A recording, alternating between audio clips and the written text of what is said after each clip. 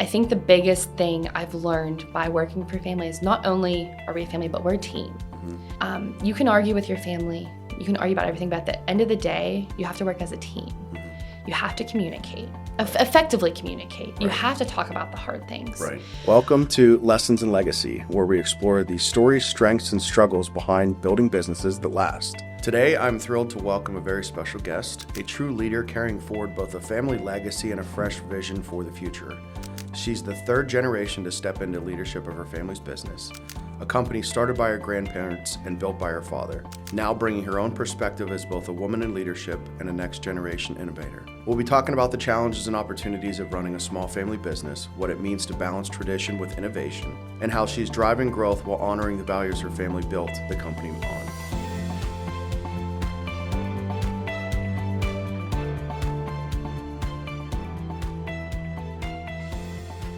Thank you, Ryan. I'm really excited to be here. Thank you. Thank you for coming. So why don't you walk us through kind of the history of your family business? As we mentioned, it was started in the late 60s by your grandparents, and your grandfather is still active today, right? Absolutely. He is 91 years old, still comes in Monday through Thursday morning, and at 8 a.m. right after church, works until mid-afternoon, and that's if he's not golfing. So he is extremely active in the business and active in everyday life. Nice. How the business started, my grandparents got married super young, 17, 18 years old, and my grandfather went right into the military. In their early 20s, mid-20s, they started having children, and my dad is one of 5. So he had 5 boys, and he just started really working as soon as he came back from overseas. In early 30s, he worked for a industrial display company, and this company in Pittsburgh were doing a lot of small projects for U.S. Steel. Word of mouth, my pap heard that U.S. Steel needed a fiber operator for a new project they were running, and it was the steel fiber. Okay. They were running one machine out of a small warehouse, and U.S. Steel approached my pap to see if he was able to help them with anything. Yeah. My pap approached his company, and the company did offer up one apprentice, a carpenter apprentice, and long story short, it wasn't enough. So my pap took it upon himself to take this machine, find a warehouse for it, hire a couple more shifts, and run this machine 24 hours a day.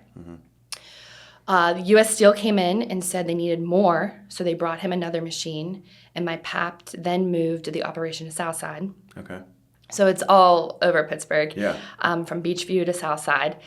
And in the meantime, he had a feeling that U.S. Steel was going to pull the machines from him. So he started with a manufacturing firm to build 2 more machines on the side. Okay. Long story short, U.S. Steel pulled the machines, but he was already running his own machines. Okay. Moved to our now location. So we've been at our location for 50 plus years. Yeah. My pap was running these 2 machines.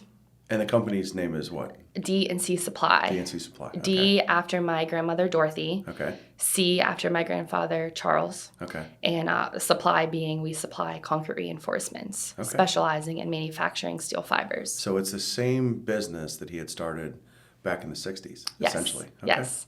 So he started it officially in 1968. Okay. And then incorporated in 72. Yeah. And my grandmother was with him until she passed away in 99. So she was the front office head. Yeah. My dad, he originally went to automotive school to be a mechanic, and he went out in Denver. And when he moved home, he had an opportunity to join the business, and he's been there for 44 plus years. Wow. My uncle, who is my dad's older brother, also joined the business. Okay. He was mostly in the office, and he retired in 2018. Okay. I joined in 2017, and then my husband Dave joined us in 21. Okay. So it's been a ride. It's been. But this wonderful. was not your original career path, correct? It was not. Okay. I actually wanted to be a professional chef. Okay. And growing up, there was zero pressure from my dad, zero pressure from my mom to join the family business. My brother and I have an older brother. We both worked there during the summer. I always went to Take Your Child to Work Day, so I was familiar with the business and what my dad and pap did. Right. But there was never any, I want to say, motivation to go to business school or to go right into the family business. Yeah. So I wanted to be a professional chef.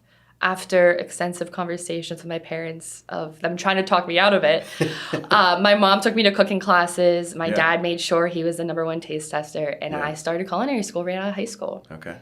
I was in the industry for about 5 years after I graduated, and I wouldn't say it was everything I thought it would be. I thought it would be kind of glamorous. I specialized in baking and pastry. I thought, I'd be the next Buddy the Cake Boss. Yeah. But a couple years in the banquet field of pumping out hundreds and hundreds of desserts, dealing with amazing chefs, not so great chefs, Right. dealing with some poor front of the house management, I decided it wasn't for me. Okay. So after 5 years in the industry, I moved back home with my parents. I wasn't sure what I wanted to do. Yeah. So my dad, at the same time, actually, he had an opportunity to fill a position for an office administrator. Okay. And he said, why don't you do that while you're figuring it out? You moved home, save some money, and figure out what you want to do. So I joined the business, and instead of being an office administrator, I actually was in the warehouse. I was doing the grunt work. I was sweeping floors. I was banding our skids for the finished product. I was talking to all of our team members, all of our employees. I really tried to learn from the very bottom, and I was kind of thrown into it. Yeah. So it worked out that it was the best decision I could have ever made. Yeah. So that was in 2017. That was in 2017. Okay. Yes. So how does it feel to, be involved in the business as now like the third generation of the family, balancing that dynamic of work life, family life? I'm sure sometimes that can be a struggle, but I'm also sure that it's probably very rewarding at the same time. Like how do you balance those things, separate family life with work and so on and so forth? It's definitely difficult. From 7:30 in the morning to 5 p.m. Monday through Friday. Yeah. Constantly with family, constantly with my dad, my pap, my And your husband. And my husband, yes. Right. Which, let me say this about that. I would not change a thing. I love it. I thrive in that. They're my favorite people in the world. Yeah. My mom comes in and helps with any paperwork I need. Right. And I really do. I thrive in that. I thrive in that environment. But it's challenging sometimes. I think the biggest challenge we have going from first, second to third generation is that generational gap where my pap is 91 years old, I'm 31, my dad's 65. How do we make it a successful business with that big of gap? So that's the struggle that's the struggle at hand is how do we have a 91-year-old running a successful business, passing it down to 65, and now a 31 who's technology inclined change everything. So we don't change everything. Right. We do small changes each quarter, each year. We talk about those changes, and the main thing we do is communicate. We communicate with each other. Yeah. There's no sugarcoating. We used to sugarcoat, Right. and it didn't work out.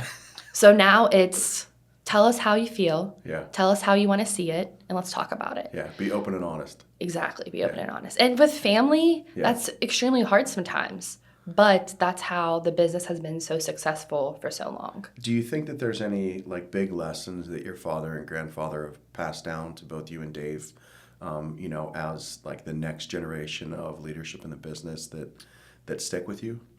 Yes.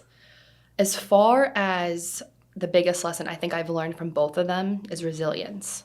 We have had 3 major floods. And when I say major, 2, 3 feet, 4 feet of water in our building, in our whole warehouse. We have a huge 20,000 foot warehouse. Yeah. We store all of our product. We have one location. In the past 20 years, we've been flooded 3 times. In the past 20 years? In the past 20 years. Wow. The first flood was heartbreaking. Yeah. The second flood, shocking, because how could this happen again? Right. But the third flood, which was in 2018, it was devastating. Yeah. Imagine coming into your building at 6 a.m., 7 a.m., finished product being waterlogged, throwing away thousands and thousands of pounds of product, having cardboard all over the floor, having to scrape up 2 inches of mud. Yeah. It's just devastating. Yeah. But one of my favorite stories about my dad and how he runs his business was that morning of after the flood, after all the water dissipated and the parking lot's still waterlogged. Him and I were walking through the warehouse, and we were the first ones there, and we were opening up the garage doors for the day. Mm-hmm. And we had a customer outside, and I was in tears, and we were open for business, but we weren't open for business. Right. And the customer said, "Hey, I need to pick up an order I placed." And I kind of started screaming at him, and I said, "Can't you see we're closed? What do you expect from us?" Yeah. And my dad looked at me, and he said, "Jill." And then he walked up to the customer, and he said, "Thank you so much for coming in. What can we get you?" Yeah. And he took care of the customer, hand-loaded him, checked him out, everything. And he came up to me, and he said, "That could be our only customer of the day, and we need him." Yeah. And I said, "Wow, that's crazy. We're surrounded by flood mud." Right. And he's putting the customer first, and he's putting the business first. Yeah. That same day, I walk up to the office, and at the time my grandfather was 85. He's on his hands and knees scrubbing the floor. And at the same time, he found a clean spot to plug in the phone to call his customers to say, "Hey, we're still open. We're still here." Yeah. So I think resilience throughout the years, and knowing that Dave and I can accomplish anything that's thrown at us with, number one, the support of our family behind us, and knowing that we can really accomplish anything. So let's talk a little bit about the product that you are making. You say steel fibers for concrete reinforcement. Yes. What does that mean? So what that means is we bring in raw steel material, and we are cutting these coils to make they almost look like little slivers, little needles, and they're steel needles. Some people call them mini rebars. Okay. So when you mix these steel fibers into concrete, they act like mini rebars, and they're reinforcing pads of concrete. Okay. Not for structural use, but for big pads that are used for industrial, commercial, big Amazon warehouses you're seeing. Fibers will be mixed into those floors to help maintain that tarmacs concrete. for like airports and things like that. Exactly. Okay. Actually, I wish I knew the year. Our fibers are in now it's newly remodeled, but when they remodeled the Las Vegas airport in the 80s, our fibers were shipped out there. So we shipped. So like heavy industrial use where you've got a lot of weight done on the concrete so it doesn't crack. It reinforces it. Okay. Exactly. Concrete's going to crack, but it's going to help maintain it. Okay. Is there anything, that you feel like, do you ever feel pressure of living up to the reputation that your family's built or that the business has kind of built up to this point? So, especially as a woman in leadership, what challenges do you feel that you face, or that you feel like you have to live up to this expectation? I mean, do you ever face that? I do. Not a lot, because I'm very passionate, and I'm very expressive. So I think that could be intimidating at sometimes for people. But I will never forget the first week I started at D&C Supply. Again, I had no idea if I was staying there, if I was coming and going. I didn't know. But my brother, who is 3 years older than me, he sends me a text, and it's a picture of a famous quote, and he put in the text saying, "Don't let this be you." And the quote was, "First generation founded it, second generation maintains it, third generation squanders it." And I'm like, "Really, Chris? Like, are you serious? My first week at the family business, you're gonna text me this? My first week full time?" And the best thing about my brother is him and I have a great relationship, and we know we can be honest and tough with each other. Yeah. He comes to me if he has any problems, and he knows I'm going to tell him the honest answer. And I know I'll get the same thing and back. Yeah.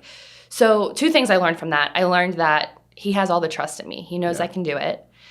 And the second thing, I know I can do it for the business. I know I can do it for the family, because the business was too big to bring in just someone random just to fill a seat. Yeah. So the pressure from Chris, absolutely, that first week.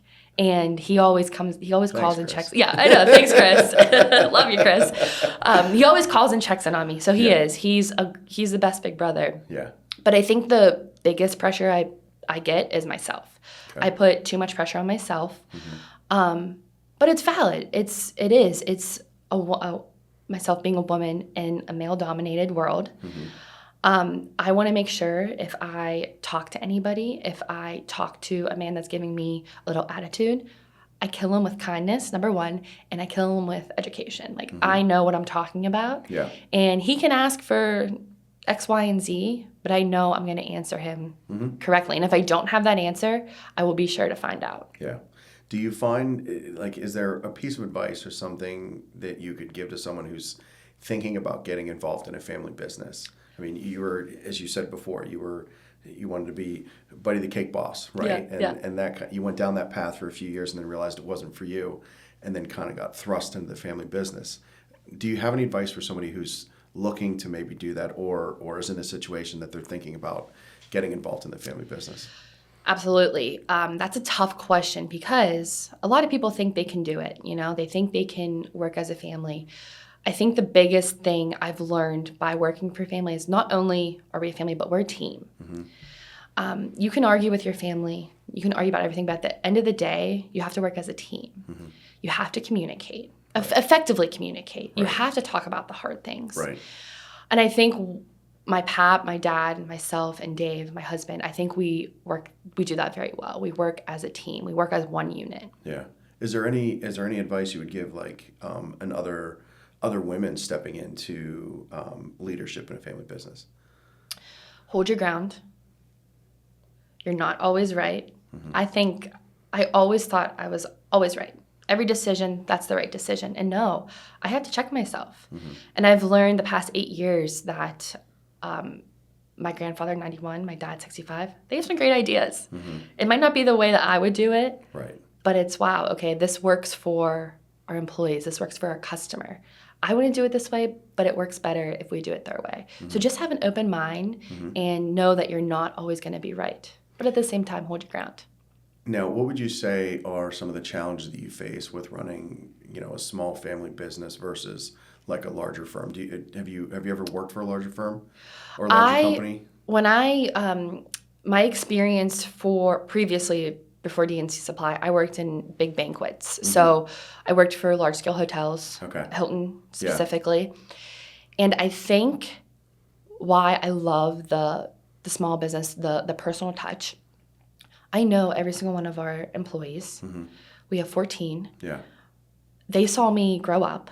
So I think, number one, that was great because automatically I had respect because they saw me come to every single take your child to work day. They knew how much hockey I played growing up. They knew I was successful in school and I was a hard studier. So they knew the morals my parents ingrained in me. So I love that small business aspect of it. Knowing the employees, knowing about their families, but at the same time keeping them at arm's distance because you do have to separate leader to team member. Yeah. Go ahead, sorry. No, that's okay. As far as a big firm, there's less pressure, I feel, because there's less hovering. There's less pressure from the management. You might see a manager every 2-3 days, but for us, we are there more times than not. We're there 7 a.m. to 6 p.m. My dad, he was working, I remember him working 6, 7, 8 p.m. at night when I get home till late. So we're always boots on the ground at the business. Nowhere to hide. Yeah, right. Now, you mentioned hockey. Now, D&C Supply was not your only family business, correct? No, correct. Okay. So, tell us a little bit about that. Yeah, so my brother and I grew up playing hockey, and D&C. You're still active in hockey today. I'm still active in hockey. And pickleball. Big pickleball player. Yep. And I coach too. So I think coaching has a big aspect on how I lead. Okay. And looking at the business as a team rather than just employees. Yeah. So I do think that helps me. But back to hockey and the other business, there was a hockey facility in the same parking lot as D&C Supply. Okay. Long story short, my dad had the availability roller rink, right? Roller rink, yes, Okay. a roller hockey rink, a roller facility, so they had public skate and whatnot. But my dad had the capability of buying the business and buying the property, which was huge. So we would own the whole parking lot. Okay. He did that. Yeah. So my mom decided to step back into business and run the hockey rink. And her and my father ran it for 15 years together. Okay. And that also showed me some great values in working with your significant other. Yeah. And it's not going to be all butterflies and rainbows, it's going to be tough. And they're happily married 35 years. Yeah. And they did it. And they So you had sold a construction supply business and a roller rink yeah. business. Okay. Yeah, so Chris and I worked dealing there. with many different personalities, people. I mean, roller rink probably dealing with birthday parties and kids and being rambunctious. And then construction supply. Blue collar work. Yeah. And it was crazy. There was a time where the parking lot would be busy constantly. Mm-hmm. I mean, D&C, now we're running 3 shifts. So almost a 24-hour operation. The roller rink, they wouldn't open until 3 p.m., 4 p.m., and they'd run games until 1 a.m. and rentals till 2 a.m. Yeah. So there were times where there were always cars and traffic in that parking lot. And you guys are no longer involved in the roller rink, correct? Correct. Okay. We owned my dad and mom owned the property, but the business was sold. Okay. So my mom was happily retired and watching her grandson, my nephew. Nice. Yeah. Nice. What would you say, your approach to driving growth and innovation in the business? You kind of talked about this a little bit, having the perspective of your grandfather who's 91, your dad who's in his 60s, and now, you and Dave who are in your early 30s. Like, how do you talk about innovation and change? Because a lot of times there is that age gap, and that perspective. And maybe sometimes doing it this way may not be the right way, but how do you navigate that? So when I started, my uncle was still in the business, and my dad showed me everything in operations. Mm-hmm. Operations were running great. The office side was very behind, as far as still writing 3-part order slips and working from like a 96 software. Mm-hmm. And it was working. It was totally fine. It worked for my uncle. It worked for some of our office admins, and it worked for my pap. What I did, what was wrong, I came in trying to change everything all at once. Yeah. And I couldn't do that. Yeah. So how do we transfer the 91, 65, and 31? How do we rope that all together? Small changes and a lot of patience. Yeah. So, for instance, we had 3 phone lines.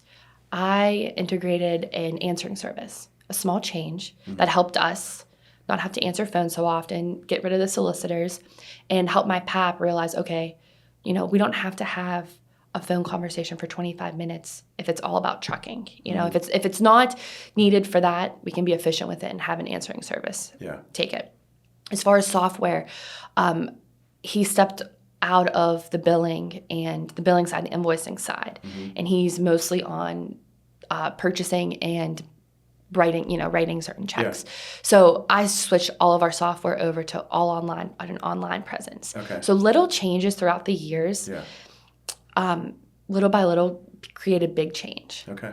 And created that efficiency. Yeah, exactly. Yeah. So there wasn't pressure on or confusion with major changes, but the little changes every quarter, once a year, looking back and seeing what we did each year. Yeah. Now has brought us to 2025, and it's like, wow, we have grown a lot with the small changes, and it's working between that big generational gap. And you guys just started doing deliveries too, right? We did, yeah. Okay.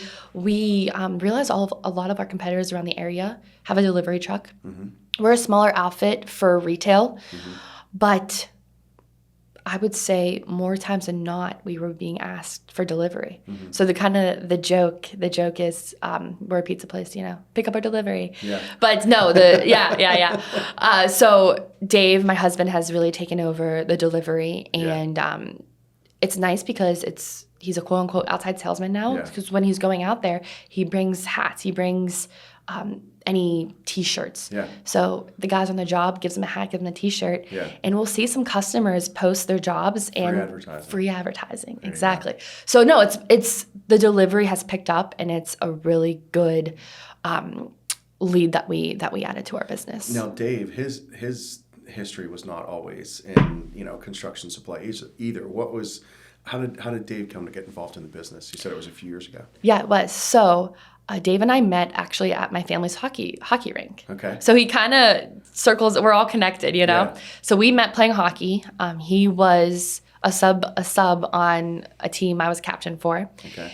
So what was nice about Dave and I in our relationship today We started as friends. Yeah. We grew our relationship, boyfriend, girlfriend. Mm-hmm. We grew our relationship outside the business. He was not involved until many years later.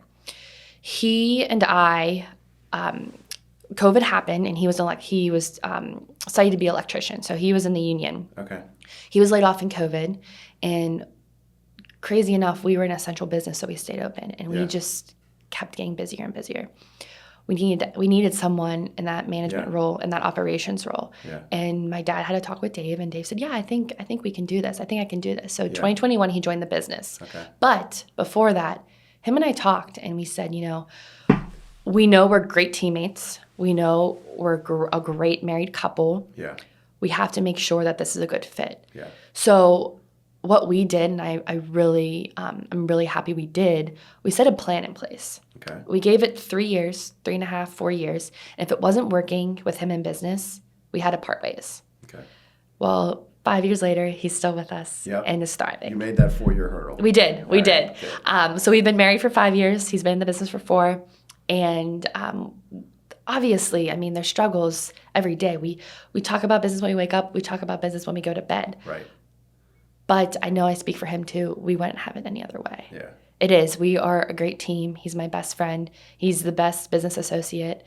And I'm really happy he made that jump over. What would you say is your vision for the future of the business? Let's say, it's started in 1968, right? For the next, 50 years, 60 years. So my vision, I would say... Because you're coming up on 60 years. Yeah, we are. Business. Yeah, the next couple of years.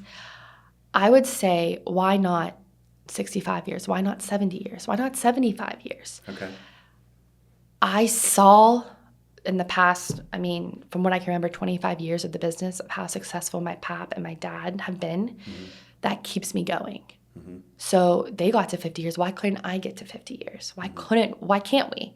So that's the question I always ask is, well, they could do it. Why can't I more efficiently? What do you think is the driving force behind that success over the last 55, almost 60 years? Is it values? You talk about your grandfather finding a clean spot, in the building to plug in the phone, to call the customers to say that they're open, or, like cleaning the sludge off the ground, or just taking care of the customer and maybe that being the only customer of the day. Like, what do you attribute that success to over the last 50, almost 60 years? I think it comes back to, and it's kind of funny, that Pittsburgh blue collar grit and grind. Okay. He grew up, my pap grew up, he was a military guy. That's all he knew was hard work. He was born in 1933. He grew up in a time where you had to grind it out, no questions asked. And my dad developed those values as well. He saw how hard his dad worked. Yeah. And it just continued. And I honestly, truly think, they say the Steel City, we're in the steel business. We're a blue collar business. And, from top to bottom, we work hard. Mm-hmm. So I think the hard work, the grit, the grind, and also not being too, how do I want to say it? Not being too immersed in the wealth of the business. They stay very modest. They stay true to themselves and true to the values that my pap taught my dad and my dad taught us. Yeah, so it's those core values getting passed down from generation to generation. Exactly, and it's very important. We firmly believe that, that's really what helps you get from, the first generation to the second generation to the third and the fourth and so on. Is that core value, and maybe to tie that back in, maybe Chris understands that too. He does. I'm sure he does. With sending you the text when it's first generation makes it, second generation enjoys it, third generation squanders it. Right. I know. So, it seems to me, in the discussion here today, and what I know about you and in the business is that, you're well on your way to creating more success for hopefully another 50 or 60 years. Thank you. I appreciate that. Thank you. If your grandfather and your father were listening today, what do you think that they'd be most proud of? Wow, that is a loaded question. I would say the little girl that they saw grow up is a successful business leader, business runner, and I think they'd be most proud of that. I want to carry their legacy on for years to come. What would you say to maybe the fourth generation of the business. Yeah. It's whether it's your nephew or whoever else that's part of the family that wants to get involved. I mean, what do you say to them? I would say many things, but I would try to teach them the core values that I've been taught, that Dave has been taught growing up, and to lead by example. Because I mean, there's a lot of times where I put my steel-toed boots on, and if something needs clean, I'll clean it. My dad will clean it. My pap would clean it. Yeah. Dave would have no problem cleaning it. Right. Lead by example, because again, being a team, being a leader, being a captain, that's huge. That's huge for the team. Yeah. People don't care how much you know until they know how much you care. That's exactly right. So I got a lightning round question for you. Okay. Okay. Coffee or bourbon? Coffee. Coffee? Coffee. Okay. Definitely coffee. Caffeine girl right here. All right. Jill, it's been a pleasure. Ryan, thank you so much for having me.